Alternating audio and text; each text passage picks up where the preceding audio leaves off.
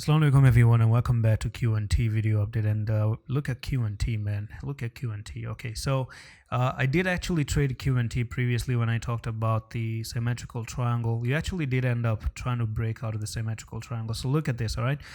You went sideways, moved to the upside, came down, move up like this, and then you coiled up. And what you did is the following.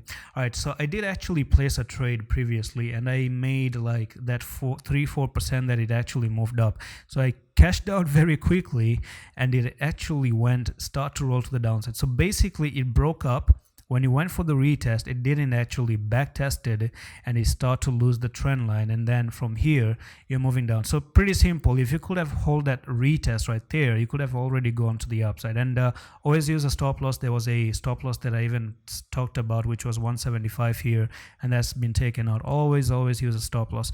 So basically you could have lost, considering that you entered at 177, you could have lost 1.62%, but you can see that it dipped even 7.56%. You could have said 6% drops to the downside. Now, what is the next thing is, it's pretty clear now that the direction is to the downside. It's clear, all right? So the sellers won, and the technical target that we're looking for is to take the top to the bottom.